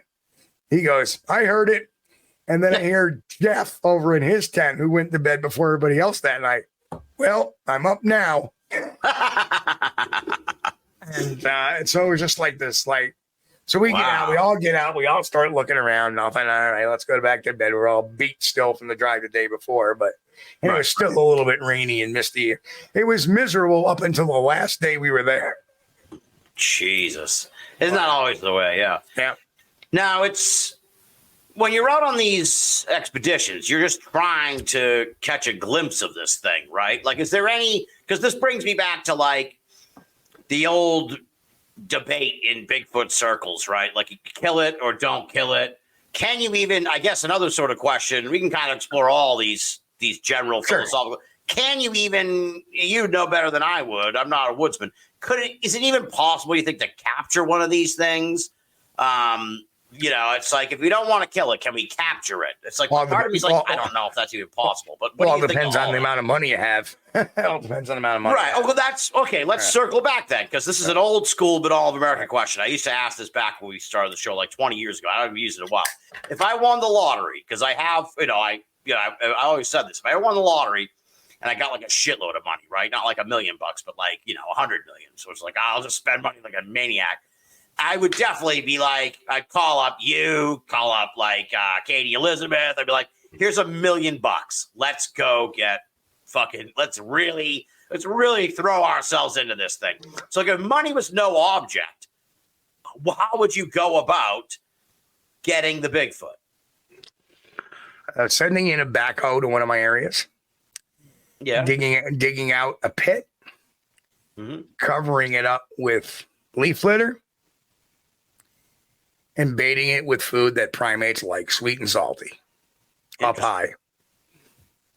Wow. That it's nothing magical. Right. No, that makes perfect sense. I mean, it would capture anything. It would capture us if we're not paying attention. It would capture.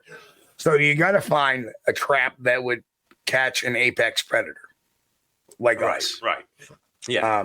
They may not be quite as smart as us, not as developed as us, but they're sure as hell suspicious like us. Yeah. So, and that's the primate mind. So you would have to kind of just hide your trap any way you can. And like I said, digging a pit in a forest with a backhoe is a tall order. And I don't even know if it would be possible that after the backhoe being there, the Squatches would come back anytime soon. They might and know. Then you have to consider. Then you would have to consider the ethics of it too. Right. That that trap will catch any animal that walks there, and you don't want to be responsible for that either.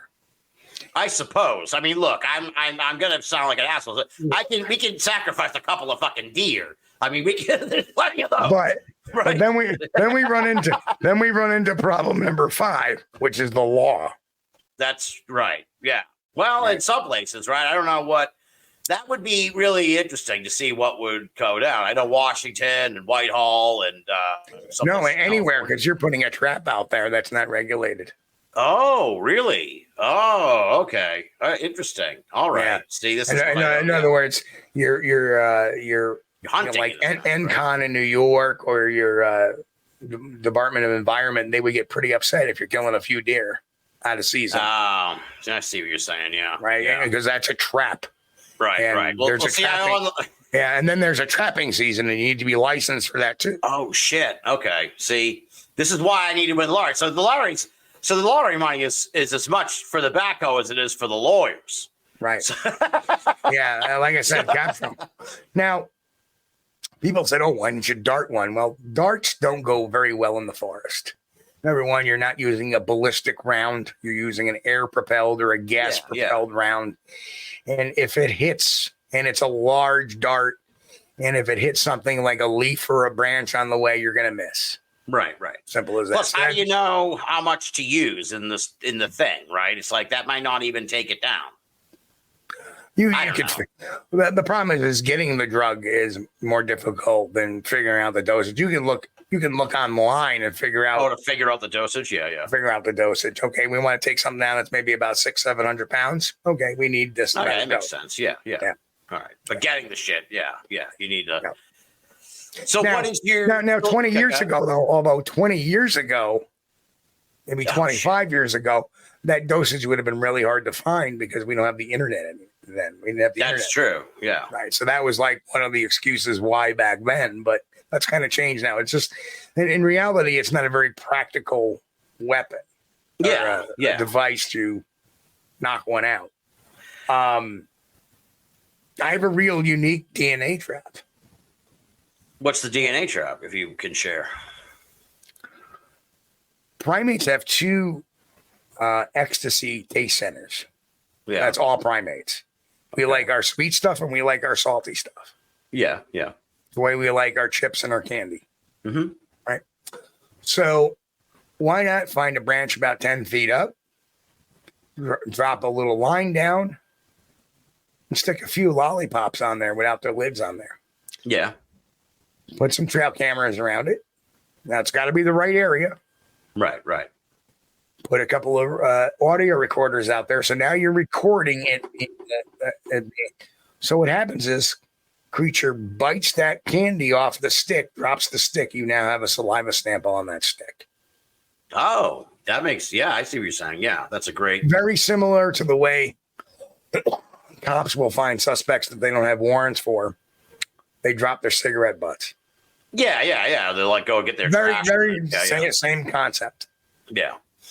Interesting. Well, you mentioned in the book, the DNA part of the Bigfoot thing is always kind of like, when I got into this 20 years ago, it was like DNA was kind of new too then. So it was like, oh, they're going to figure this all out with the DNA.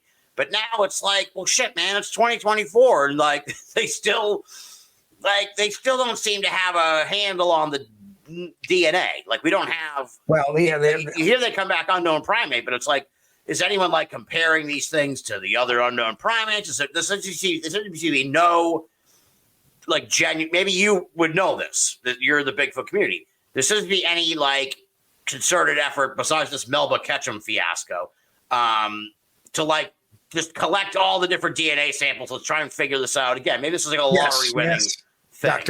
Dr. Darby Orcutt, University of North Carolina. Yeah. Is collecting samples. And he is a scientist that is an organizational scientist. Yeah. So he's got geneticists at his hand. He's got forensic people on his hands. Oh, nice. And he's got all these scientists at his beck and call for this project. And it's free. And it's free. You can send that sample. It may take 8-9 months to get your result, but it's free. It's not costing anybody a dime. Yeah. And guess what? The results are 100% yours too. Interesting. Awesome. Right. Whereas the other project had this very draconian type of disclaimer. You can't say what it is, even though you're paying for it. You know. Right. Yeah. It's very So Dr. Orcutt has got that going, and he's actually got a website devoted to that. Darby Orcutt, ORCUTT.com. That's his. Right. I think you mentioned that in the book, but I think you did mention him in the book. I may have. Yeah. Because I think I said this to somebody a long time ago on the show. Like, I'm not a scientist. I'm not a science guy. But it's like, part of me, I see all these fantastic advancements, and I still don't understand how they can't, like, okay, so they got the mystery primate DNA. they can't like put this in a computer and then the computer will generate whatever the fucking DNA is. Like, I don't know why they haven't figured that out yet, but maybe because the mystery primate is no longer a mystery and it's nothing to write home about, perhaps. Well, that's entirely true. Yeah. I just mean scientists in general. Like they should, it's like, oh, how come they get crime scene DNA? How come they should have, I'm surprised they don't have science yet. You can put the DNA in and then it's like, this is what the guy looks like. I guess they do kind of a little. Yeah. Unfortunately, there hasn't been really a big DNA project since the fiasco. And that ended in the collection time was 2010, so it's been 15 years. Yeah. Yeah. Right. Nobody. That's the reason why nobody's been sending it to nobody. No DNA has been run. Maybe the psych study, but that was predominantly in Nepal. Right. And there was a few samples that were examined here in the United States that turned out to be either bare or contaminated. Yeah. And, that other project, what a disaster that was. Yeah, that was a real, it was a real, Bigfoot world can give UFO world a run for its money on the fiascos and the crazy episodes. We're talking about the 2008 hoax and that whole thing and this thing. It's like, there's been some really colorful episodes in Bigfoot history. Now, what about the idea? So do you think we should kill it? Do you think we should kill Bigfoot? Like just one Bigfoot, just to make sure we have it and everything? Like that's the whole thing. You got to have a, sample and all that and science, not like I need to worry about placating the scientific community. I don't really care, but it's like their whole thing is like, we need a body to. I wouldn't do it. I won't do it. Yeah. That's all I can say. I won't do it. I can understand why people would want to. Right. I may not be up in arms if they do, but there would be a big sadness in my heart if they did. It would be, yeah. I'm I err on the side of kill it, but that's because I haven't run into one or anything. I don't have that. I do feel like if I saw one, I'd be like, all right, I have a kinship with this thing. I can't, this is, I've been, I have encountered this now. That's why I developed that. That's why I developed that DNA trap. And if you can film it and audio record it all at the same time, now people can't give the excuse, well, you don't know where that DNA sample came from. Well, it's right here. Right. Well, here's the video. Yeah. Everything's not right. Have you tried this in your areas that you research? I have tried a couple of times. Unfortunately, there were too many camera crews around at the time, so nothing was really going on. It's got to be the right time. And you got to have the right amount of people out there and the right equipment in place. So, but yes, it's going to be deployed probably within the next year or two again, and this time a little more complicated than what I did previously. Yeah, interesting. Yeah. Well, I would like to see that because that's kind of one of my other things with the gifting sites where it's like, why? Okay, look, if you don't like, why don't you? If Bigfoot's coming and going at your gifting site, like just set up a trail camera. Like, why don't they? They never do. Well, the other thing too is if you're putting fruit on a plate, every rabbit, every little possums and every little critter, the chipmunks, squirrels, they're all gonna feast on that. You leave meat out there, now you're looking at fox, coyote, perhaps a bobcat, maybe even a bear in worst case scenario. Yeah. So, and think about deer will eat fruit, moose will eat fruit if you're doing it in an area that has moose, elk, same thing. Yeah. So gifting bowls are anywhere near scientific. Interesting. Yeah, no, for sure. But like I said, if you got a gifting spot on your property, just put a fucking trail cam up, dude. You don't have to even betray the trust of the Bigfoot, right? You can just, that's all we're asking. Oh, they would know. But you always get the excuses they would know. That's the other thing I wanted to ask you about. That's one of the old canards you hear a lot in the Bigfoot community, that like the Bigfoot can sense this. The Bigfoot knows if there's cameras there. It can, like, I've heard the theory that like it can, and you were saying earlier that primates don't have a particularly great sense of smell, but I've heard the theory, the idea that it's like, it can smell the metal. It can smell whatever the material is in the trail camera, not really. Plastic or no. But what do you think of that theory that like the Bigfoot somehow knows that the cameras are there. Yeah, they may see one, but they may not know. They won't. How would they know what its function is? Right. Yeah. How many times do you get a deer looking at the camera? It hears it or some kind of mechanical snap of it, even though it's just like a. Then there's people they see in the infrared. Well, the camera only projects infrared when it's taking a picture. Yeah. So how can they avoid it then? And then finally, you have the smell thing. Well, primates, where are, let's look at the animals that have great senses of smell. Bloodhounds, bears have great sense of smells. Humans, not so much. Neither do chimpanzees nor gorillas. Why? Look at our noses. Yeah. A gorilla nose is pretty flat. A Bigfoot's nose is pretty flat. So for all we know, we may have more scent nerves in our noses than a Bigfoot does. Yeah. Interesting. You think about it, your typical primate has between like 50,000 to 75,000 scent nerves in their nose. Right. Whereas even my little Shih Tzu here has about 4 times in his nose. And when you go into a bloodhound, you're talking about 12 times. So you're talking about, I'm just throwing that out there. But I've heard those. I've heard those like scientific fact type things where it's like a dog can smell you and it smells like everything you've encountered over the last like week or something like that. It's like crazy. Oh yeah, I mean, like I came home the other night. I've been investigating a Bigfoot sighting nearby. And I came home the other day and my dog, my Shih Tzu, right to my boots, trying to see where I was or what I was doing and getting those smells to see,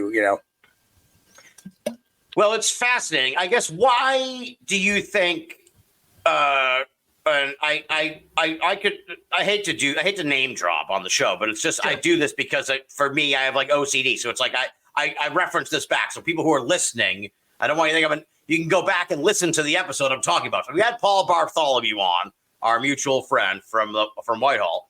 Great guy, yep.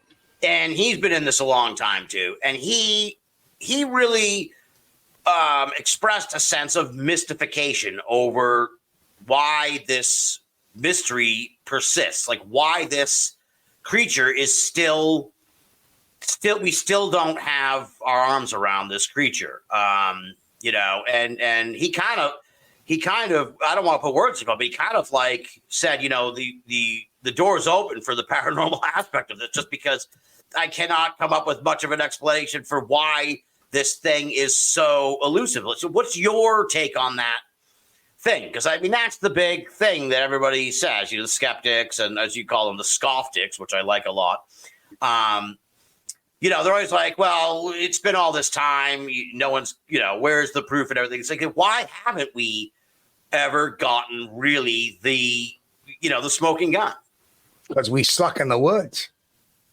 All right. We're not great. No, I mean, the gorilla, how long did it take them to find the mountain gorilla?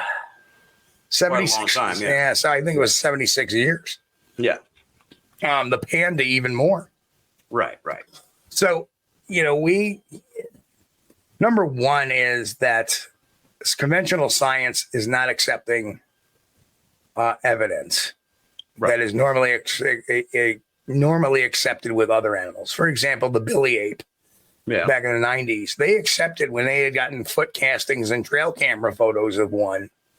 Science accepted that. Oh, really? But yet we had castings and pictures, and science rejects it all. Right. Without even looking at it, without even examining it. Yeah. Right. Doing any kind of scientific study on it. It is very frustrating. Yeah. Right. So when you don't have that, you don't have the monetary support necessarily to do it. And I think that there is, for some reason, we hold ourselves back. We think we're lower than them on the apex scale. We're not. We're higher than them. Yeah. And because we may not be as muscular, we may not be as, adept to the forest, but we have this to use. We have our brains to use. Yeah. And I think that people get a level of frustration that when it defies all their, it's kind of like a form of anthrocentricity. Yeah. Where we're so smart, we're so big, we should have discovered this by now.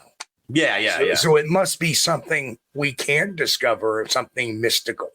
Yeah. And I've seen a lot of flesh and blood people, after years in this, turn to that explanation, when the fact is that we're looking at a species, even if there was 5,000 of them in the United States, that's a lot of pins. That's just 5,000 pins, and yeah, right. That's very thin.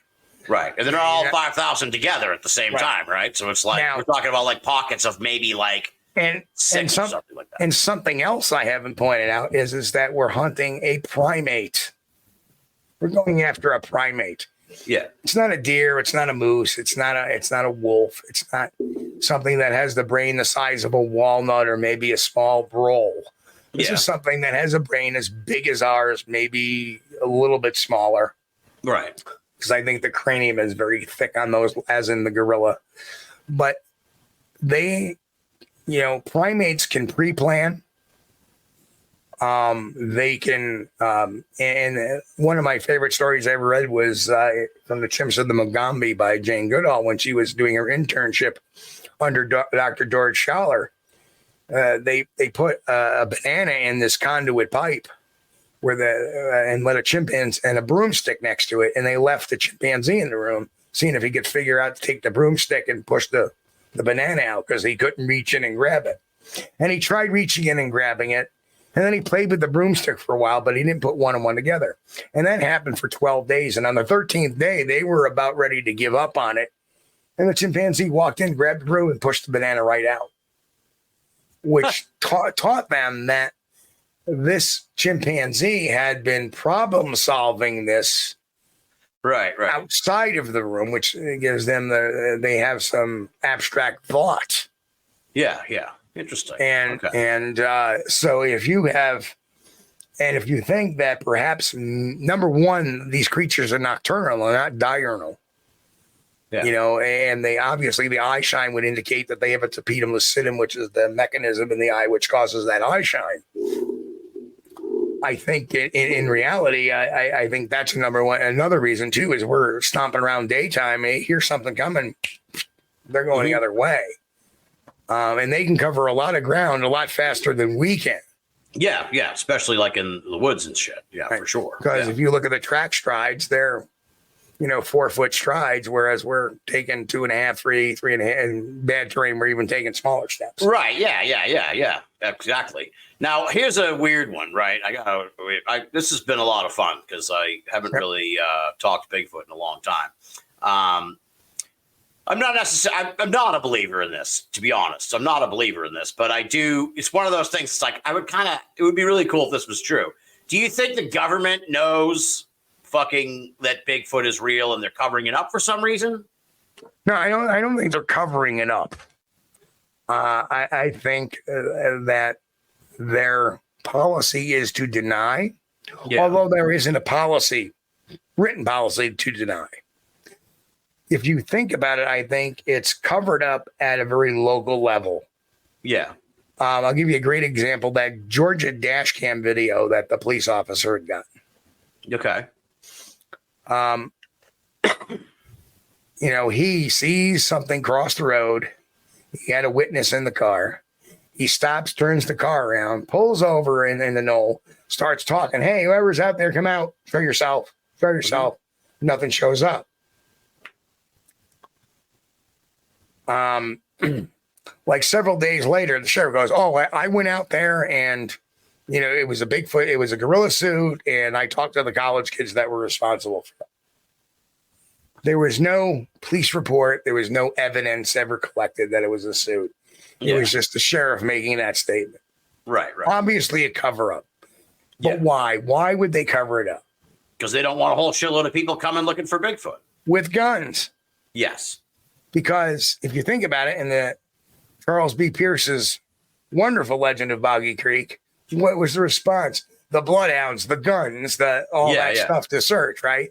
Yeah. That's a big fear of these national parks. That's a big fear of the state parks in some cases. And that's a big fear of local communities afraid of they're going to get swamped by crazies. Yeah. And it doesn't help. It doesn't help us when we have people saying that, Bigfoot can shapeshift, jumps through portals, hangs out in a UFO, or does any of that. Because those are the people the media likes to give attention to, not the serious one. Seriousness is too boring for episodic television and for the news for the most part. Yes.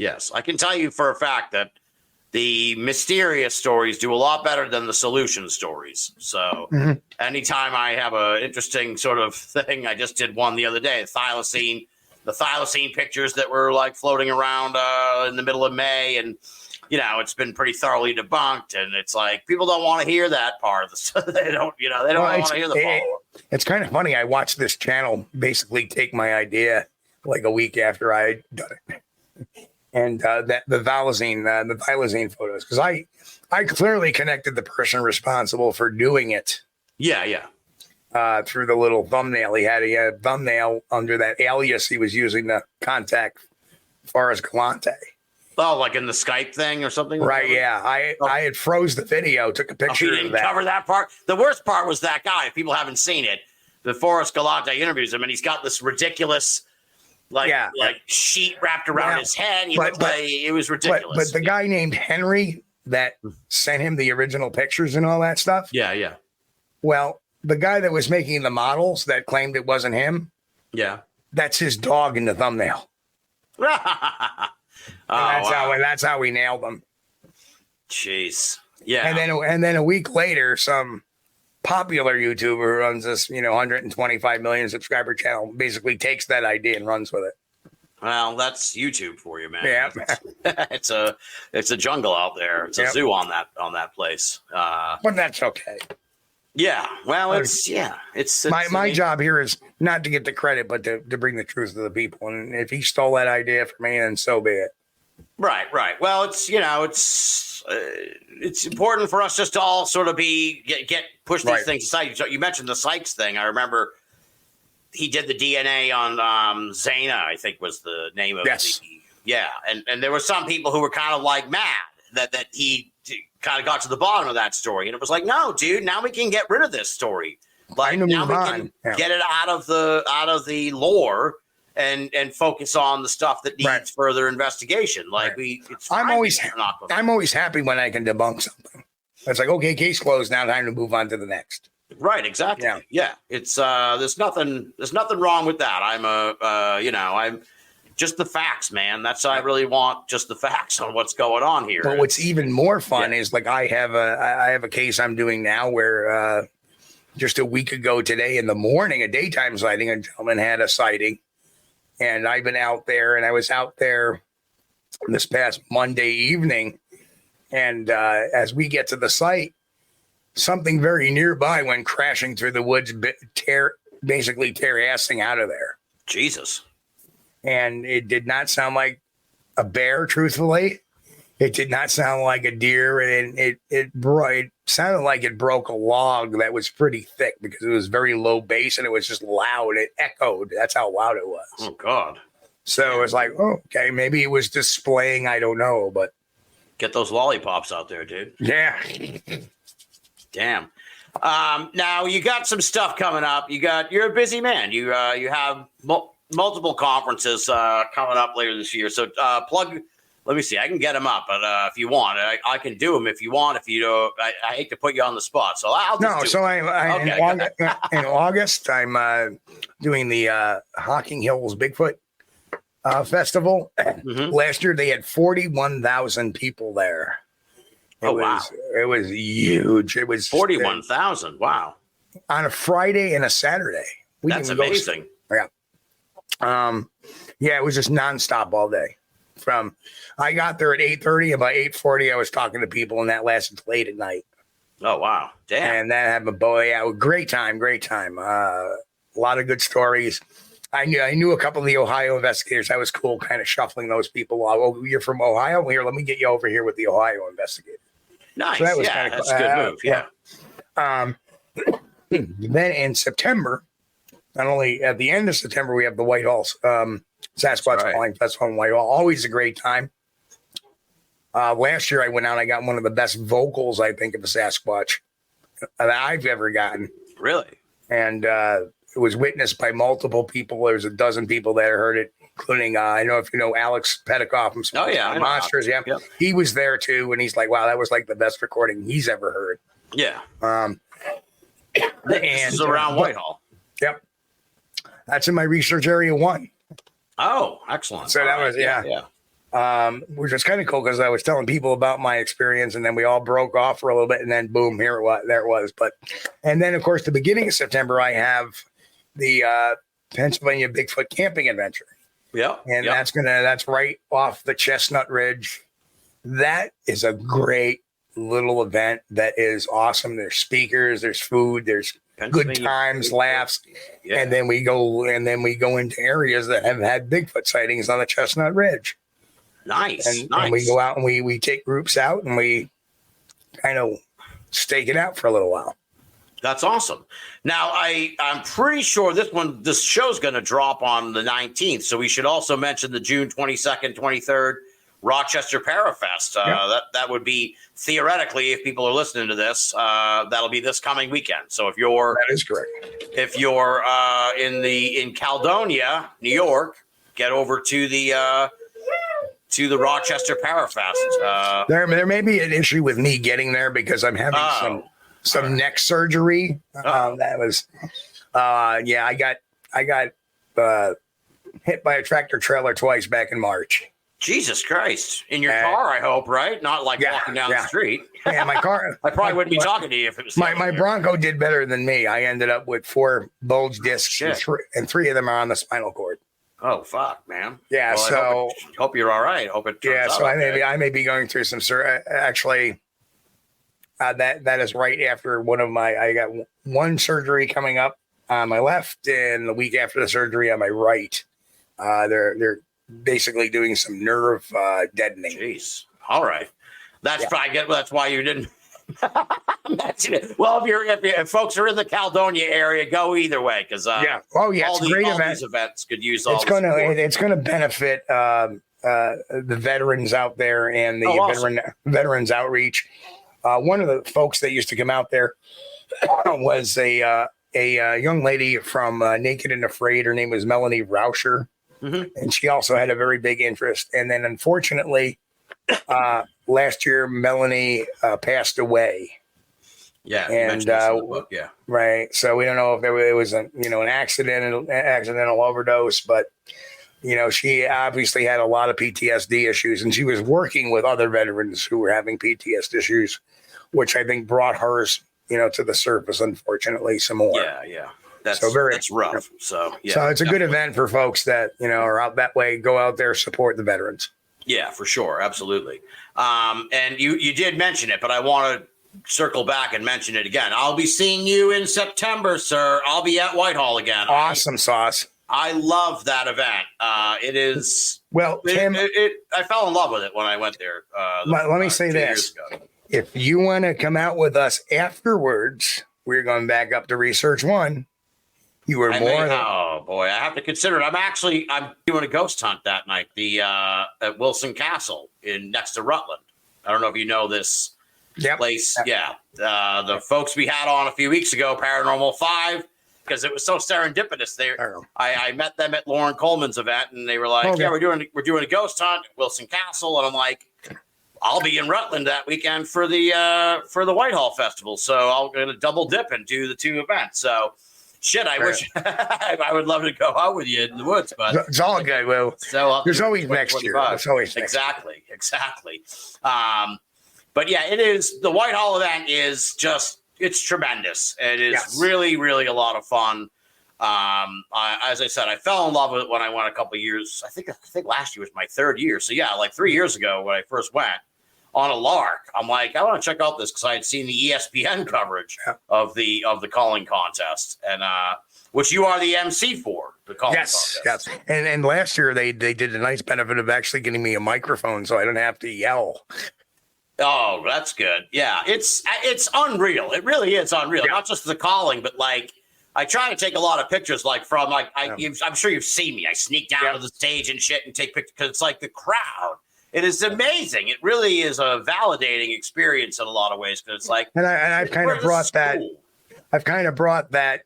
You know, the end, I raised their hand like a referee would. At the end, I brought that, you know, it's always fun. You do an awesome job, dude. You do I just like to ad-lib some humor and, you know, be great to the kids. And, to me, they're our future researchers. So absolutely. And the great story I love is, I don't have her name in front of me. We're friends on Facebook now. The woman who wears like the elaborate costume. She came in Jennifer, yes. She came in second place the previous 2 years and finally won it last year. And it was like, you could have made a documentary just about that. That was like, it was just so awesome when she won. So that was a great moment. And Barbara should be thanking me every time I've been promoting this. Every time I talk to anybody about Whitehall, I'm always, you got to go to Whitehall. You got to go to Whitehall. It is just such an amazing time. Beer garden, bands, shitload of vendors, fantastic speakers, and then the big calling contest at the end of the day. It's a real experience, and it's something that, you know, if you're in the New England area, go. And if you're you know, you got plenty of time now. If you want to plan a trip, head on up there and check it out, folks, because you'll love it. And it's such a beautiful area. There's Lake George up there. And if you want to travel a little bit eastward, there's Lake Bomazine in Vermont. There's some really, really beautiful areas.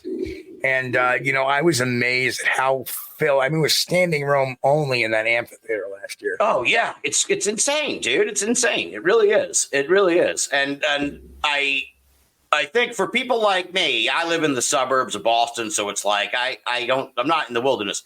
When you're driving from Rutland in that area up to Whitehall, it's like maybe a half hour. You look around, you're like, I believe that Bigfoot could live here. It's like there are giant mountains covered in trees. It's like, well, why not? Why couldn't Bigfoot be up in these mountains? Like, what else is going to be up there, dude? Yeah. So it just kind of makes a believer out of you just in the environment. You're like, I could definitely see this. I mean, if you think about New York just itself, we have the Adirondacks, we have the Helderbergs, we have the Catterskills, we have the Catskills, and we have the beginning of the Appalachian Trail. Yeah. Down in Orange County. So, I mean, we have just tremendous amount of the mountain and forested. And a lot of people don't know that, you know, we're a big agricultural state too. Oh, yeah, absolutely. Yeah, for sure. Well, is there anything else we want to plug here? It's The Psychology of Bigfoot, a guide to understanding Bigfoot claims. People can get that on Amazon. And Squatchdetective.com is your main website. Yep. Also, SquatchDTV is the YouTube show. SquatchDTV.com. You can find it there. It'll kick you over to the YouTube. Anything else you got coming up you want to mention or plug? No, I think that covers it all. All right, brother. I've had an absolute blast, Steve. I really have. This has been so much fun. I really enjoyed the book. It was really interesting and enlightening. And I just loved talking Bigfoot with you, man. Like I said, I don't think I've done a pure sort of bouncing back and forth like question and answer Bigfoot interview in a long, long time. And I really had an absolute blast. And I'm looking forward to bothering you in Whitehall.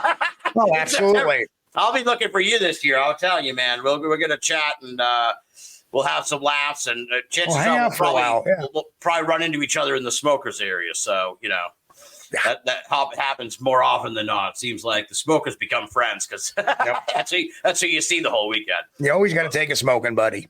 There you go. But I can't thank you enough, Steve. I've had an absolute blast. I hope the surgeries go well and everything. I hope you recover well. Oh, yeah, and you know, have fun on all these speaking engagements and good luck out in the field, man. And you know, I'm sure you'll keep everybody posted on what comes up and what you find.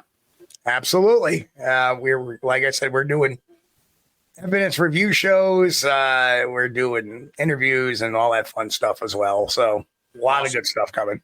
All right, go and check it out, folks. Thanks again, Steve. Anytime.